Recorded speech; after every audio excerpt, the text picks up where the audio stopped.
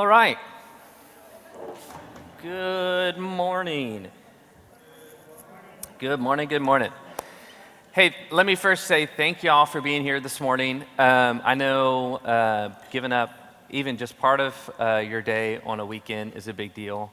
To block off 3 or 4 hours on a Saturday, I don't take lightly, and so I really appreciate each of you being here and all of us being able to sit down literally at the table together.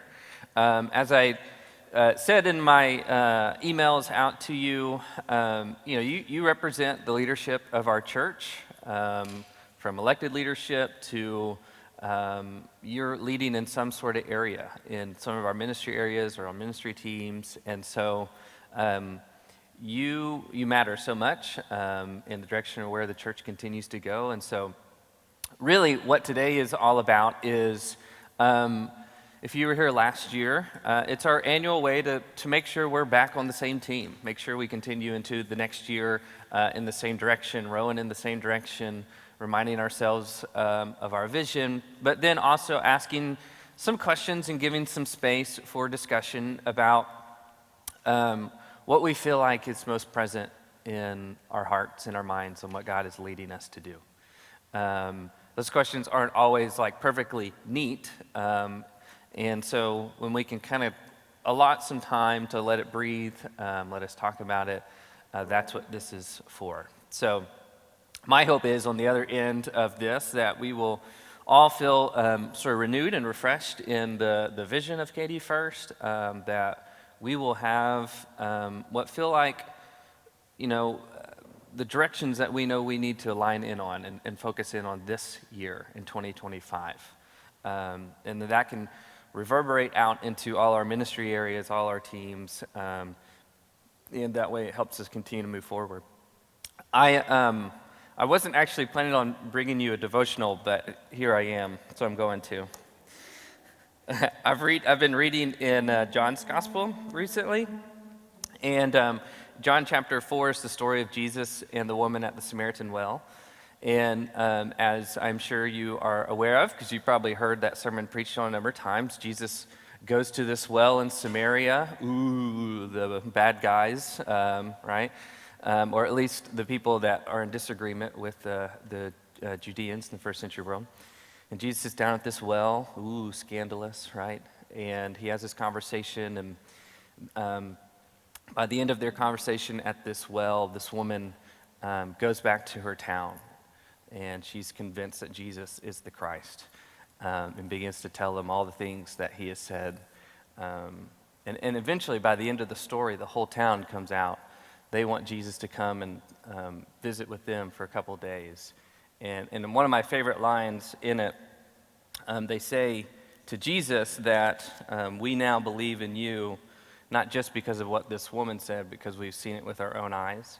And I love that line because in many ways I feel like that's part of what, at our best, we can do. We can point people to God, but at the end of the day, we want people to have their own understanding and grasp of to say, yeah, this thing is real to me too, not just because someone told me about it once. But Jesus, as he's kind of packed in the middle of this story, as he's having discussions with his disciples about why he's doing what he's doing, he says this line. He says, "Look, I tell you, open your eyes and notice that the fields are already ripe for the harvest." And just this week, that line jumped out to me because if you consider what Jesus is saying here, in a space that perhaps many don't go to because they're considered the enemy or the other, Jesus is saying, open your eyes. You're missing it. God's here. Just as God is probably in any area. And the potential for God's grace to awaken all of us is present. And, we're all aware of our community as people continue to move into Katy and we continue to grow as a community. And to notice, hey, maybe some of the people, like the Samaritans of our world, we're not seeing in an invitation for us to receive that same invitation of Jesus. The fields are ripe for harvest. God's grace is out before us. And there's always good news for the church, an invitation for the church to look beyond itself and to look out into our community and to keep asking the questions, God, where are you leading us now, this year? And, that's what we're hopefully scratching at today, discussing today, and trying to find our way to. So what we're going to do is you've got a little schedule here in front of you. I always like to know what I'm doing before I have to do it. Anyone else? You're like, please give me an agenda, a schedule. So this is where we're headed, kind of surrounded around three big questions. First, who are we? I'm going to talk a little bit about our leadership structure, just as a bit of a reminder, but also there's a reason for that. A revisiting of where we've been the past 3 years. I think it's good for us to remember where we have been, where we are, where we're continuing to go. Then the second question will lead us into, so what is ours to do?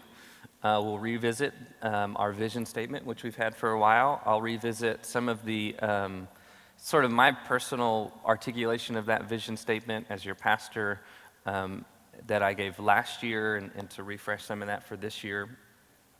And then we'll take a little bit of a break. So the first part of this is certainly more me presenting. The second half of it is a lot more us discussing.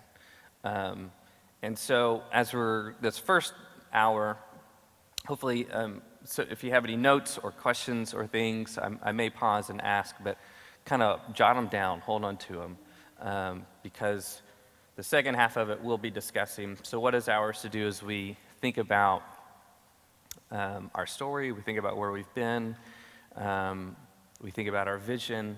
So what are the gaps that we may be experiencing? And we have gaps. We're always going to have gaps between our vision and our reality. Those may be indicators of something that is ours to do this year, that we need to focus on it. Some gaps we can't address this year. They'll be for 26 or 27 or 34 or some other time. So we're not trying to accomplish everything. And then to ask the big question, where do we feel God is inviting us to go this year? Then once we've kind of had that broader discussion, we'll finish with, so how are we going to get there? Let's identify some of the things that we feel are most pressing for us this year. Let's remind ourselves how we're not going to get there. What are the boundaries and limitations we're going to have to embrace to know that we can't do all things? So a little bit of the direction of where we're headed and what we are doing. So let me open this with a word of prayer, and let's get started.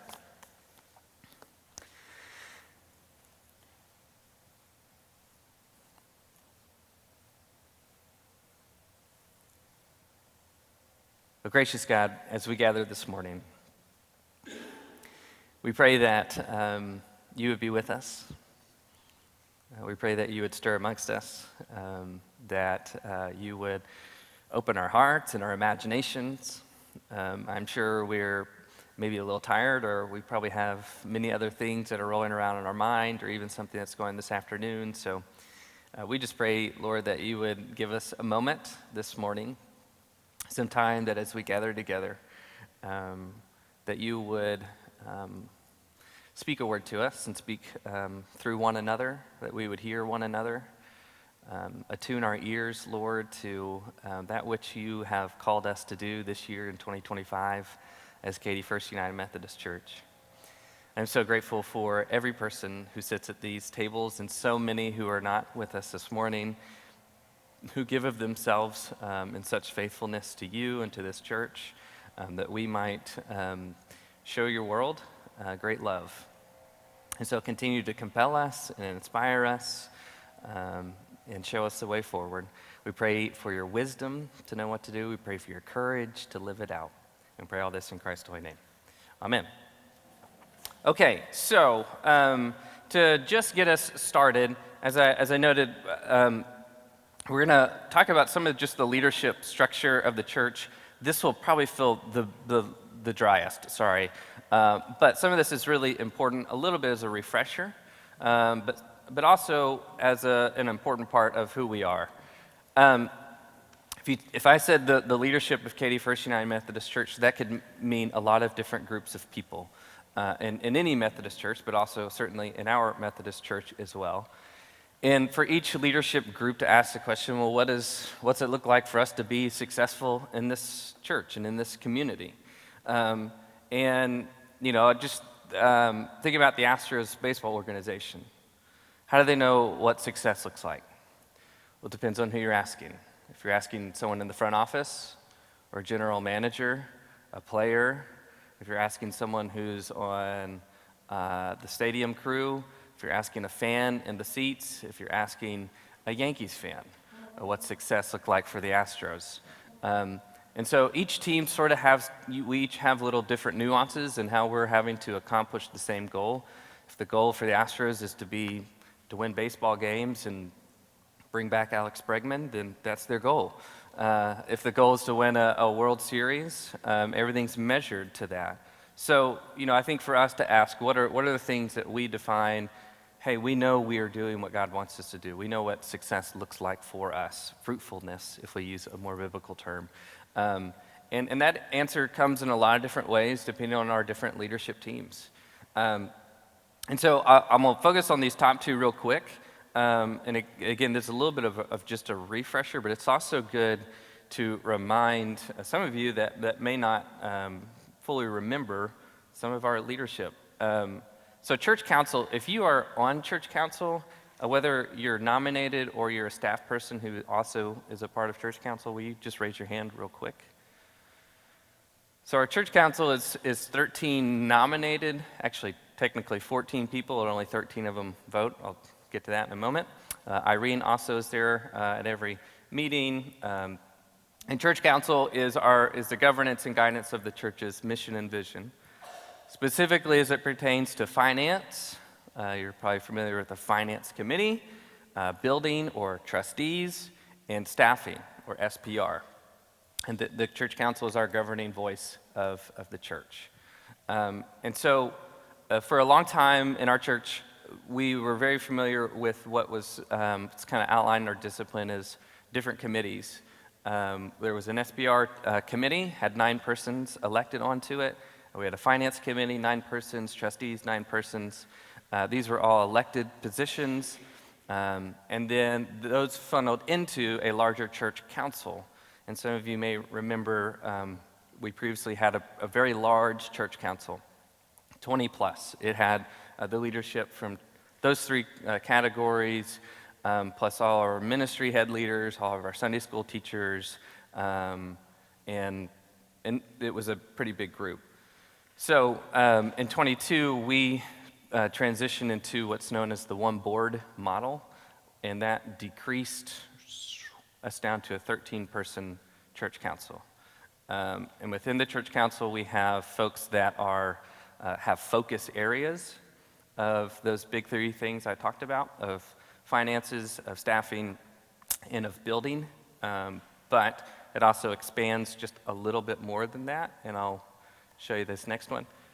So we have 3 folks who are an SPR. 2 of them are right here, Kim and Ryan. Melanie Cardiff is our 3rd one who just came onto the board. And then finance, Brian and Julie and Jim Meek, who's in Colorado. And then 3 on our trustees focus, which is Chris and Barbara and Rob, who just came onto the board. And so those 3, that's what they focus outside of our church council meetings. So when you see them in the hallways, that's kind of the hat that they wear outside of church council. So if you ask Rob about SPR, he may say, well, I don't know, but I'm focused on trustees, But when we sit down at the table, as opposed to having one meeting every week throughout the month for each one of those groups, we have one meeting in that month where we sit down and we go through all of them. It's been great. It's been a lot more efficient. We've been able to move quicker, but it does decrease us in size. Both your pastors are on that. Ministry council chair, which is a position we made up, which Allison has been helping us make it up as we go. So if you are on any sort of ministry council, some of you, last year we began that ministry council that meets 3 or 4 times is our goal throughout the year. That's to have those ministry leaders discussing. Allison is the voice then for ministry on our church council. And then we have both our delegates to annual conference sit on the board. Only one of them votes at a time. So Marilee and Ben, Marilee sits primarily on it, but when she's gone, Ben shows up for her. Ben can be at the meeting, but collectively they just got one vote or half a vote, however you want to look at it. We love you guys. So that makes up our church council. And this is. That's right, yeah. That's right. Well, and I will say to that, so we started out with a 9-person team plus the pastor. That was 10 people. Fortunately, we never had the issue of tie. But we did expand last year to 13 to include more people and to get us to an odd number in case ties ever showed up. So that number was intentional, even though some people don't like the number 13. So this church council, they meet every month on the third Wednesdays. You're always welcome to show up to a church council meeting. I know that nobody wants to, but you're welcome to. That is where we have those discussions, those quarterly meetings. We host them so that we can better communicate what is happening on the board. However, I will say we're constantly knowing that there needs to be better communication on what happens on the board and what's being decided and how the church understands and gets that information. So you can help us figure that out. The next crew of people are nominations and leadership development. If you're on that crew of people, will you raise your hand? Yes, yep, look at y'all. Y'all are so great. So Whitney and Art just came on this year. Terry and Julie came on last year, and then Derek and Danielle are our veterans who've been on it actually for a long time now. I think you've been on there for a while. So they all work in class, a 6-person team, and then when 3 years ago, when we had to figure out who's left and who can we put on nominations. We had a very committed group of 6 folks who jumped onto nominations, and I quickly talked with them and said, typically this team has just gotten together in late October and thrown some names on the wall, and then you got to serve on a team. Let's see if we can be more intentional about that. So they've been working to help us not just nominate, but really lean into this, which is their task, which is to identify, train, and recruit church leadership to fulfill the mission, vision, and goals of Katy First.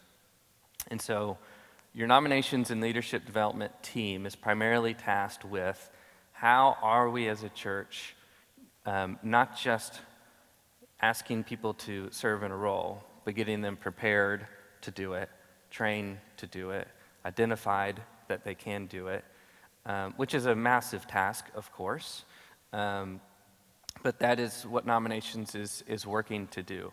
Those two are the 2 nominated groups of people that we have to approve every year.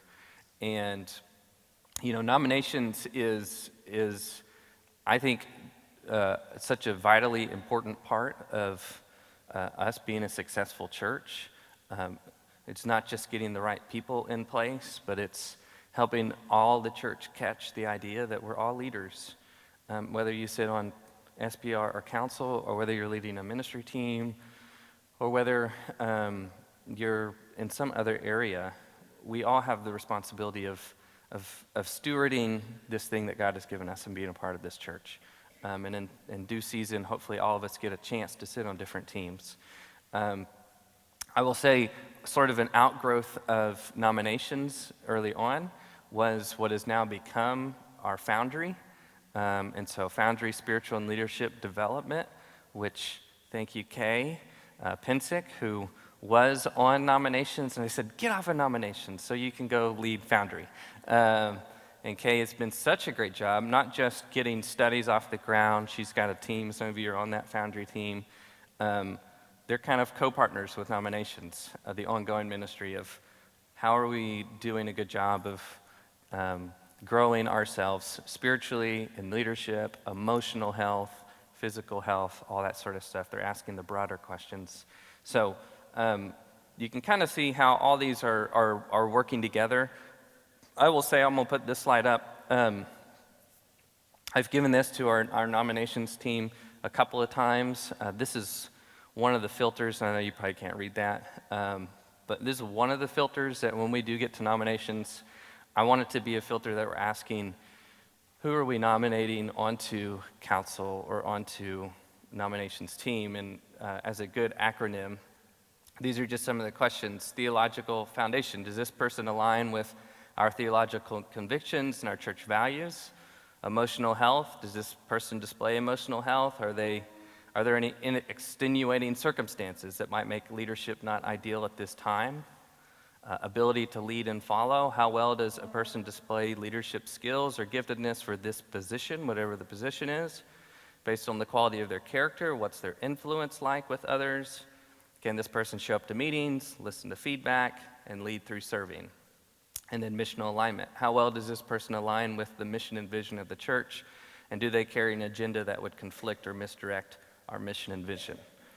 So these are hard questions to ask, and unless we are doing a good job proactively in helping us as a church try to have people who have, we're not trying to make theologians of everyone, but they know who we are, who have a church that cares about their emotional health and doesn't dismiss that as non-important, who recognizes giftedness and is connecting them into the right places where their giftedness can help them lead in a good way. Doesn't carry an agenda that would take us somewhere that we wouldn't want them going.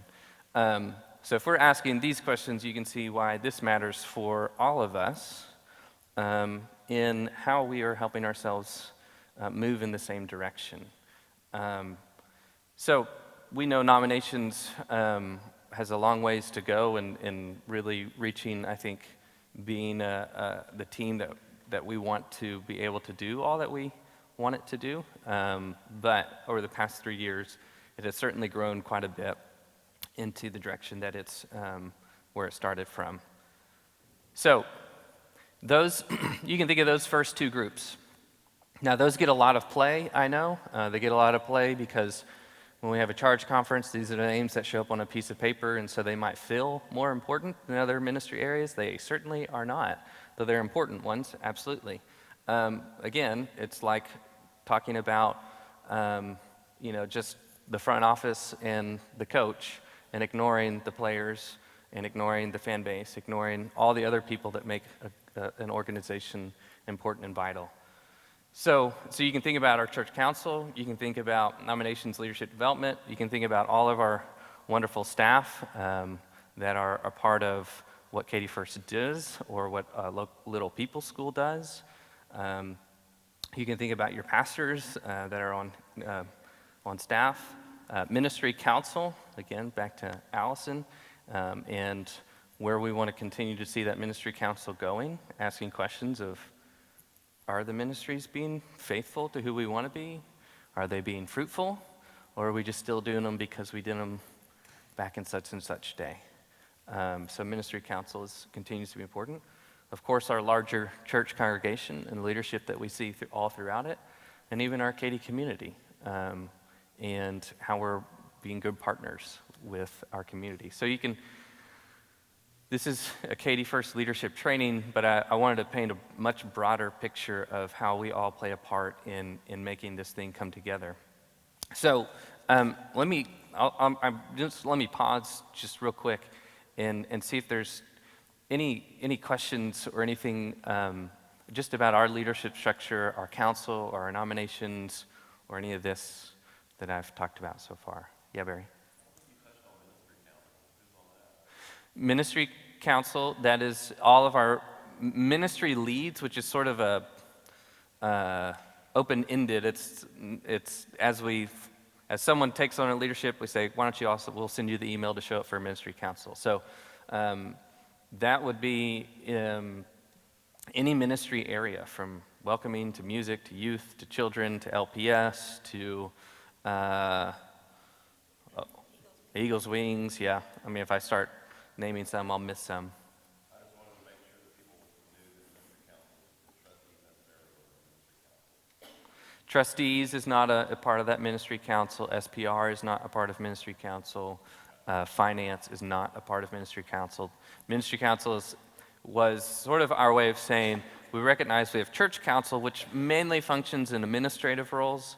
We needed a stronger voice of ministry leaders who are on, which all of you who are on church council are pretty well involved in most ministries as well, but are seeing it not from building finances, you're seeing it from a different lens. And again, Allison brings that voice to the table for our council. Thanks, Barry. Any other questions? Okay, let's roll along. So the next thing I wanted to do is just to consider a little bit of our story in the past 3 years. I know this is not news to many of you, and you might even put different words. You may describe this story differently, but I think it's really important to remember where we've come from in our recent past and to where we want to keep going. So obviously 2022 is an unfun year for us as we went through such a long discernment period that led to a division. Just kind of still has a pit in your stomach as you think about it. But you roll over a calendar year, and 2023 was an incredible year, and that's because of y'all. That's because of you as a church. That's because of your church council, who did such an incredible job. January and February, it was just like, let's try to survive. This is a massive change. I think we all knew that. We felt it. You jumped in. So many people jumped in. And we tried to recover. We tried to heal. And we couldn't make drastic changes. We couldn't start brand new ministries. We couldn't do a whole bunch of things just because we had to figure out if we could still stand. And so 23 was that. We had some good things in that year. But as we moved into 24 last year, we did begin to see things getting reestablished. Of some ministries that were still vital ministries that we needed to say, no, this is worth holding on to. We've began to see some reinvigoration. We've begun to reimagine. And so last year felt like one of the first years we could breathe again, where we could not just say, oh man, wasn't that split hard? It was able to actually start looking forward. So it's been really refreshing. And if you just, consider that movement, we can't just have what happened in 22 and then jump right into a brand new thing. We have to keep building and keep moving forward.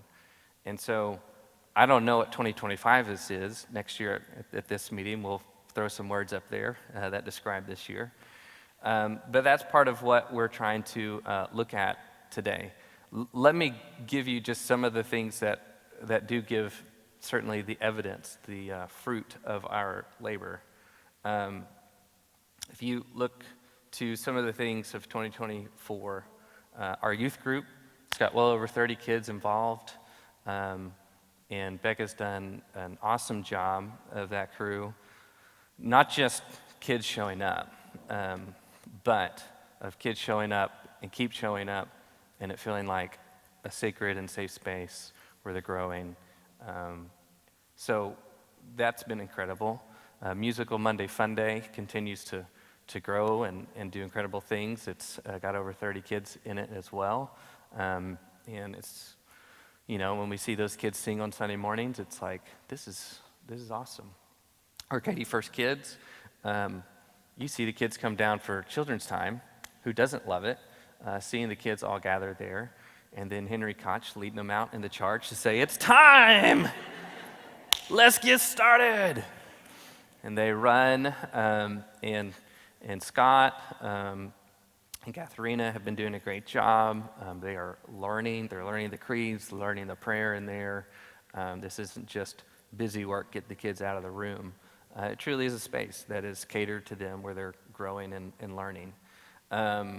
Consider, certainly the mission work, the sleep in heavenly peace, the gifts that we do in the Christmas time, when the hurricane came.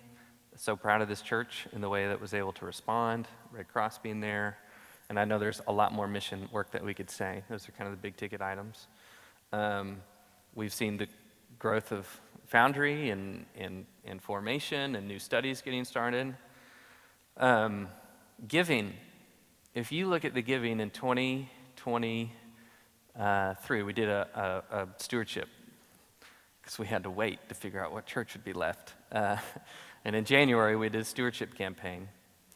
And if you compare that to the one we just did, in just 2 years, the giving in this church is up 30%. And some of that is new people, and that's great. But that is a massive indicator of faithfulness, of people believing in the church. Certainly with a large facility, it gets a little buried in an expense side that is hard to decrease much, but we've seen such an incredible growth in giving, which is a massive sign of things are growing and moving forward and people care. And that should be a huge indicator to you that people believe in the ministry that's happening. And then, we've made a massive push on rentals, and Irene Wells deserves her flowers for the incredible work that she does to make sure that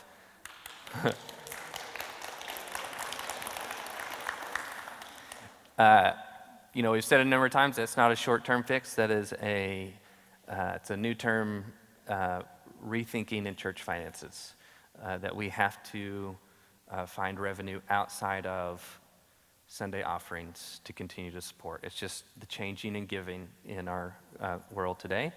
And Irene's done a great job of getting them, aligning them around all the busyness. I mean, it's like a chess match, lining up all those things, and balancing it between, hey, we still want to use our facilities for things we want to do, and we need to be able to do this. And then, by the way, let's see if we can't do it with the right people who align with our mission and vision. And by the way, let's figure out what's the right, there's 18 million different factors to consider, and that number is not just a success, it's the groups that we're getting to work with as we figure out how we can both be a good partner. If you were here last year, that was one of the major things we heard out of this. We want to be a community center. This is one way we get to do that, by being a good partner, having facilities that we can help also have some revenue. So aligning that in the right places is a huge success, and we'll keep trying to figure out where to go as we move forward there. So let me pause. Is there anything that you feel like you would add to our story in these past couple of years that I haven't communicated that you think is important? I think the number of people that have stepped up to help. I think they've been in our church, some people have been in our church, just Yeah. have that drive to want to help in other ways, and it's been great to see. Yes. I think the number of people that are in worship on Sunday morning. Yeah, I accidentally skipped over that one. I didn't mean to, but I mean, we are seeing 20 to 40 more people on Sunday mornings than we were.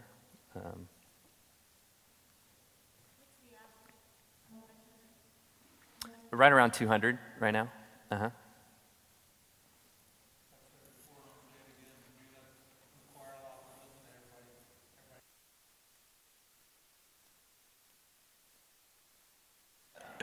I'll give you one example. Many people fell into this category, but I'm going to single out one person as just an example of just people who come in from willing to help and just ask, what can I do? And that's Randy. Mm-hmm. So people like that who, that buy into the vision of what our church is and want to be able to help. Yep. So people like that. Yep. Absolutely. Okay. So we're going to transition then from who we are, leadership, some of our story, some of the things that have been a success this year into now, so let's look forward. And I'll give you these words that as we move forward, this is always the temptation. Even if we feel like, whew, I love being imaginative, it's always to fight that we have to resist asking how to get back. And I know that sounds easy to say, but back is comfortable. Going back is known. Moving forward often invites us into something that's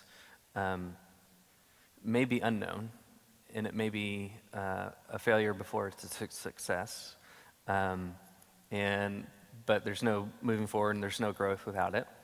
And I know you all know this, but just as a reminder as we now transition into, so what's ours to do? How can we resist asking how to get back?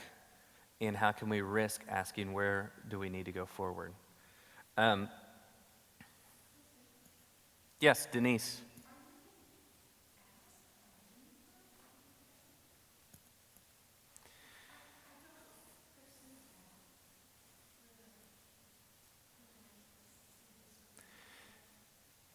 Yeah, so when I say that statement, explicitly that can sometimes be stated in wanting to see previous measures of success.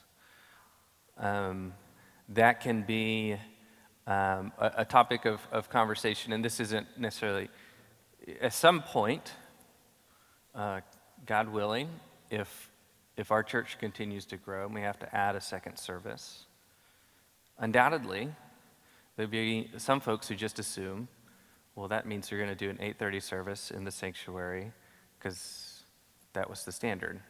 That would be just assuming that we're going to go back to what it was instead of saying, well, but maybe there's an opportunity to ask, what will we do now? So it's just I think implicitly it's something, if you've been here long enough, you can't help but not have to fight against.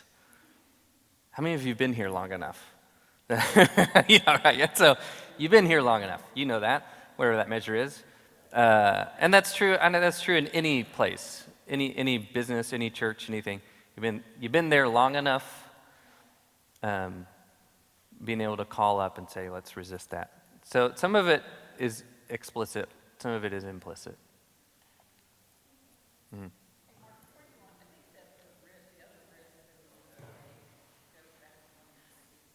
Mm-hmm. And that is the having the courage to say, is this something we can continue? If we're very encouraged, and if it's not, Yeah. then we need to move forward and get rid of it. Yeah. Yeah. Which is a hard thing to do, for sure. I think you had said it, I mean, this time last year, but you said we really need to be looking at like where the new church plant, how we should be doing things. Yeah. Thinking like a church plant. Yeah. Yeah, absolutely. Yeah. And a piece of that, Chris, is asking where do we need to go where people are who would never feel comfortable initially walking through these doors. Yeah. Yeah. As Wesley said, I must make myself vile in location and pastures. Yeah. And that's it's what makes me get that John 4 Samaritan, when Jesus said the harvest is ripe. Well, it depends on where we're looking. And it's there. It's just we got to be looking. Look at it also, he said, let's risk moving forward. In order to move forward, we got to figure out where the barriers are. So it's like a risk assessment. Yeah. Where are the barriers to get people through the doors? Once you get through the doors, what barriers do we as an organization put up to Mm-hmm. prevent them from wanting to come back? Mm-hmm. What are we doing to overcome those barriers? Yeah. Yeah. Yeah. All right. So let me move forward. I'll try not to run through this too quickly, but I'm gonna honor our schedule here and try to get us to a pausing point. And I'm gonna pause partly because I want to give us a little bit of time to continue to marinate before we discuss. I don't want to just jump right into discussion. But I'm going to run back through our vision statement that we've had for a while. So what is ours to do? Hopefully you are familiar with these. Our mission statement, which is also the same mission statement of our larger United Methodist denomination, is that we're to make disciples of Jesus Christ for the transformation of the world. And our vision then has been that we want to be a welcoming and serving church that embraces the diversity of our community and the inclusion of all God's children, mobilized to address the specific needs of families, neighborhoods, and schools. And I'm gonna start with that first part of welcoming, serving, diversity, and inclusion. I always say if I were to break down this vision statement, I think welcoming and serving are probably the two big values of this church. That you want to be a church that welcomes people, that helps people feel like they belong, and you want to be people who does something, who works with your hands, who serves into the community. And so flowing from that is that then therefore, as our community continues to grow and to change, we want to embrace the diversity that's moving in around us, and that we want to be a place that is inclusive of all people. And those things have been driving us for the past few years. And, you know, I am constantly reminded of this. Well, every now and then I'm reminded of, at the end of the day, it's not the preaching, and it's not Holy Night on Christmas Eve, as great as that is. It's people finding community and connection. That is what matters most in a church. And when I think about this vision statement of embracing diversity and having inclusion for all people, at the end of the day, we want to be champions of, have we helped someone walk into the door the first day, not just immediately feel like they belong, but then help them find a place where they really do belong. And that is always a work in progress, but I think I'm being reminded of that more and more, that in all age groups, that is what people need. I was just in a meeting this week, and reminded of, you know, one of our senior adults who's been widowed for a while. I mean, just invulnerably said, "I'm lonely,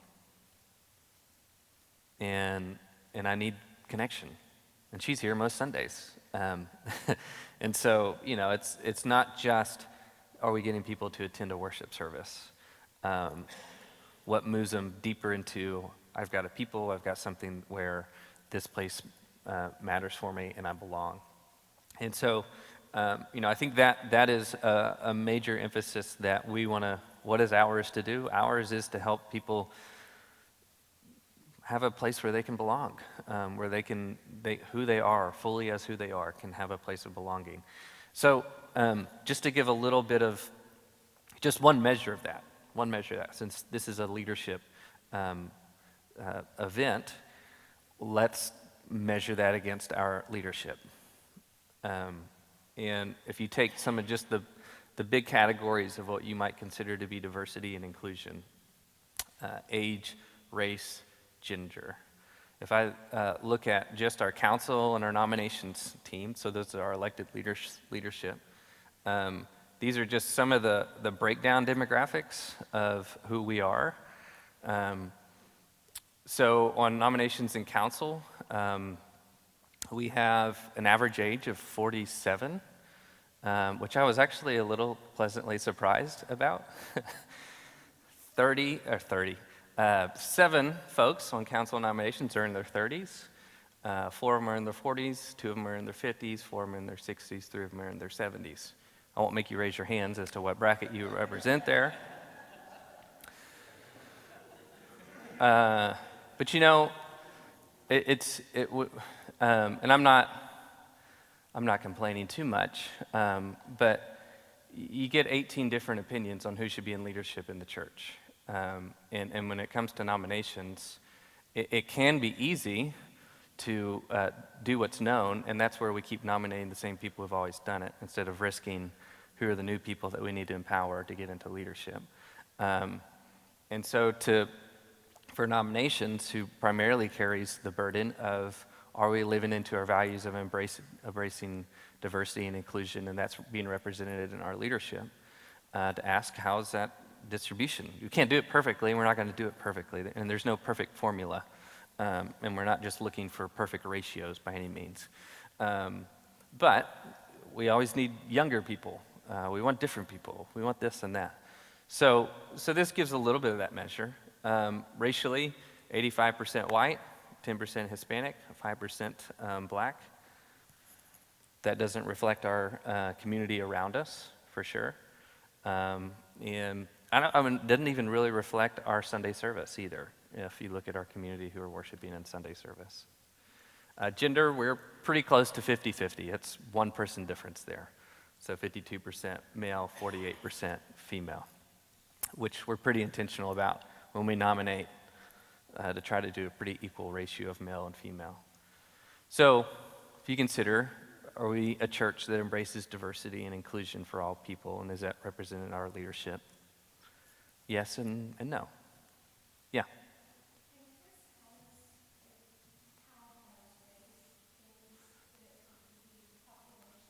I will get there. Yeah, I'm about to tell you. No, that's fine. It's a good question. That should be the question. Okay. Thank you, Denise. I'll give you $5 afterwards for leading us into the next point. So we have available to us a thing called Mission Insight, which pulls data.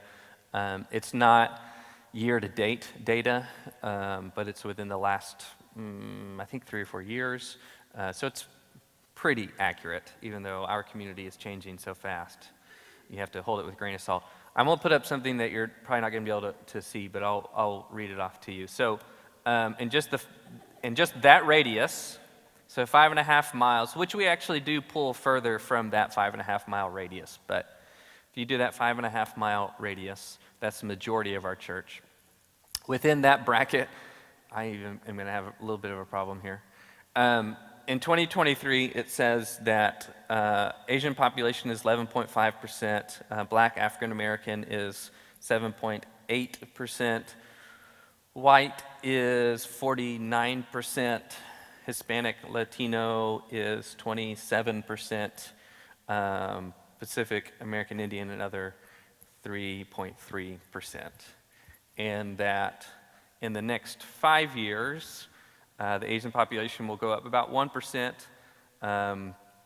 The Black African American population will just slightly increase, not even by a whole percentage point. The white percentage will go down a little bit to 47%. Hispanic Latino will go up just a little bit, and the other category stays about the same. So it gives you a little bit of the, at least racial demographics of our community. I don't know, Chris, do you know any demographics off the top of your head that? I was thinking about Katy Area, which is about Yeah. that's right. Yeah. This next slide, again, I know this is going to be a little hard. This is age demographics. Red line is your millennials. Green line is your Gen X. Purple is your boomers. Blue is your Gen Z. Light blue is your silent generation. And orange down here is that GI? Is that what it's called? Is that the generation above silent, GI? Whoever's above the silent generation. And so in this, yeah. No comment. Okay. So about 30% of the population is going to be millennials. As of today, Gen X is just slightly lower than that. About 25% is Gen Z. Gen Z is all of our youth. Up into 20s. So yeah, that's right. It's the people you're going to start hiring out of college. Oh, you already work with them. They're the people who set boundaries with you at work? Yeah, they like to put up boundaries. Boomers, it looks like you're at about 12% of the population. Woohoo! Silent generation, don't say anything. You're at about 3% of the population. And then whoever's above you, they're very quiet. Yeah. So the average age in our community is about 36 to 37. The areas of growth that we're seeing in our community are largely in the bracket, and I think this is not just pure numbers, this is percentage growth. That's mainly in your 25 to 34-year-olds, and then your 65 plus community is where we see the percentage growth happening fastest in Katy. Any surprises there? So in some areas, our leadership reflects a little bit of our community. In some other areas, it doesn't. I think those are important factors in us being able to help all of our church feel like you've got a place, and we want to help you get to. And it's a balance, right, between we don't want the person who walks in the first day at the door, who's brand new, to jump right onto SPR. They may be gifted, but they may not know who we are. They may not align with who we are as United Methodist. So there is a bit of a making sure that we are helping putting people in the right spot and getting people equipped and ready to jump into leadership.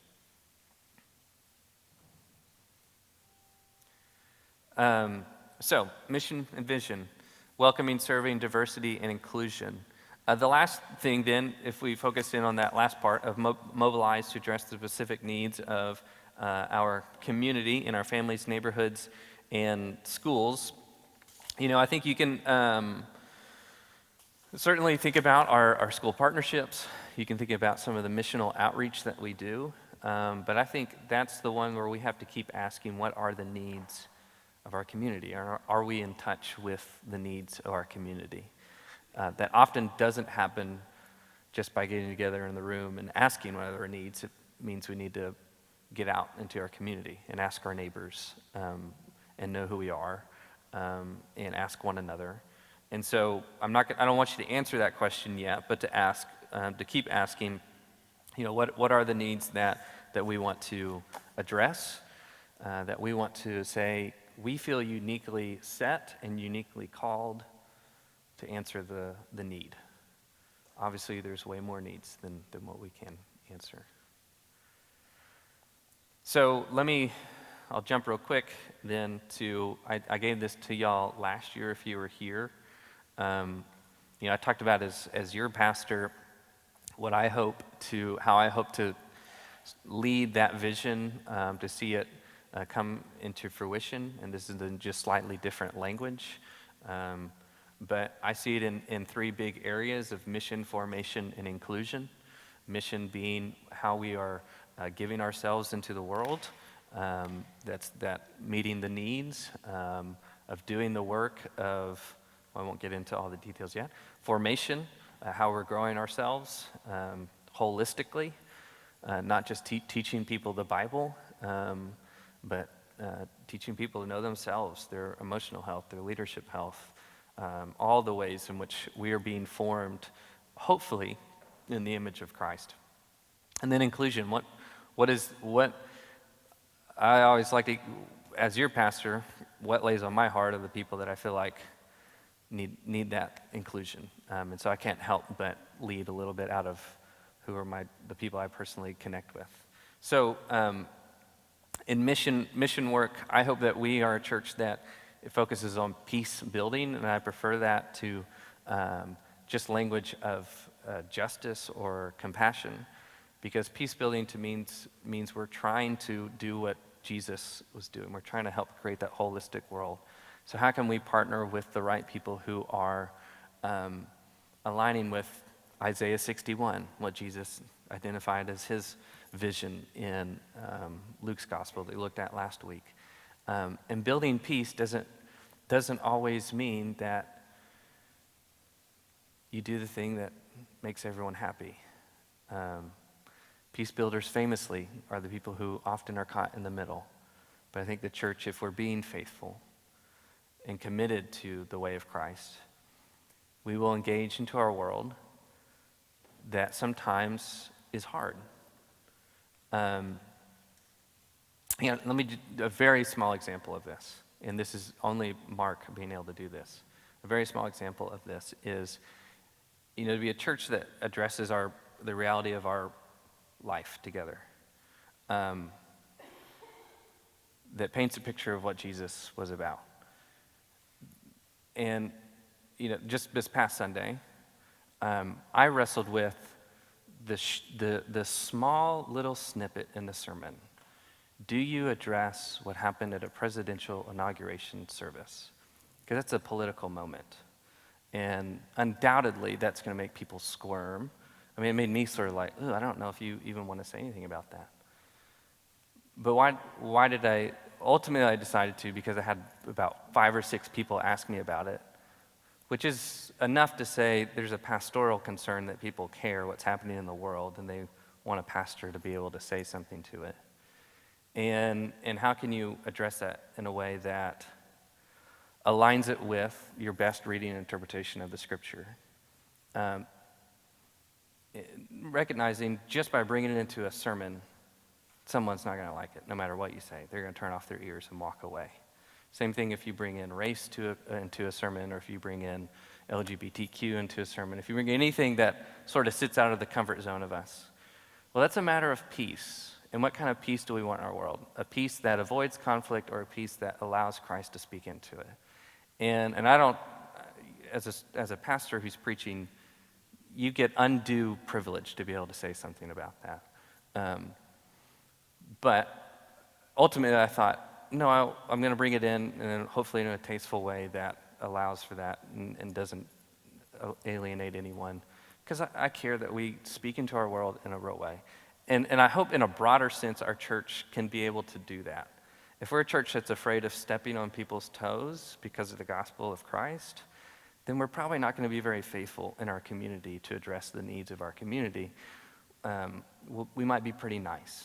And so I'm not, I don't think we have to be justice warriors in our world, but I think we want to be people who care about peace and where that pushes us and ask us to address the needs. So if we could be known for that. So, that looks like our local partnerships. It looks like what we're already doing in some of our KCM and Christ Clinic, Sleep in Heavenly Peace, sometimes building peace in beds. But it could also in other areas of where we may be partnering into our local community. When Becca worked with FAM in Houston, who works with refugees in Houston, that's peace building work. That's bringing people together. And then, we've kind of ebbed and flowed with a little more international partnerships. We don't really have any. I'd love for us to have something beyond just Katy in our missional formation work. We've moved down this road, so I won't harp too much here. Spiritual and leadership formation, formation in small groups, the formational work that we do every Sunday in our choirs and in our worship experience, and then formation in families.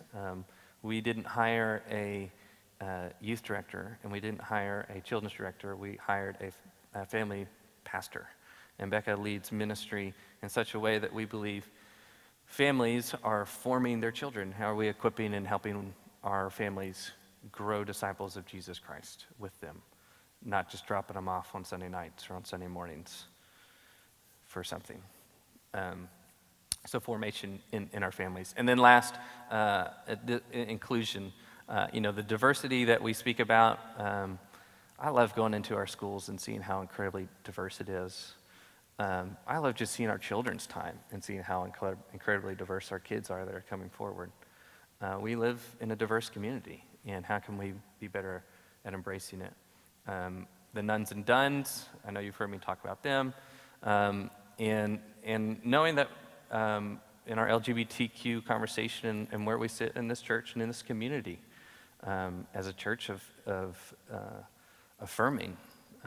That's unique. And I know we talk about it in a certain kind of way, and we have some disagreement there, but any of you that were a part of our Seeking Understanding Inclusion study, it was such a beautiful moment. And I don't know how many people said, I've never been in a church where we had this conversation, which was like encouraging and deeply sad. You know, we had at Next Steps a few weeks ago, this conversation came up, and I told them, I said, my hope is when it comes to this is not a conversation that's a nerve ending in our church. That it's something that we are comfortable in being able to discuss with one another, recognizing we have difference in it. So we're not going to all agree on the same stance, but we are going to agree on the same action of love and be okay in the conversation. I don't know how that was received, but that's what I told them. And so I think we're seeing that, and I think that will increasingly be important to recognize as part of who we are. So I'm going to pause for a little bit. And we're going to take just a little bit of a break, and then we're going to come back and start doing some discussion, working through some of this. Those big questions of, I put them in here. What are the gaps that we're experiencing in our vision and our reality? So you're probably already thinking, this is a nice vision, but we aren't doing X, Y, Z, Mark. Hold on to that, because we're going to get to our gaps. And where do we feel God inviting us to go this year? That may not be that it's somewhere new. It may be somewhere new. It may just be that we feel God calling us to lean more into this part of our vision this year in 2025. I'm going to give us a break just to kind of let those questions marinate in your head for a second before we just jump into talking about them, and so you can use the restroom or get something to drink. So let's take a break, and then we'll come back.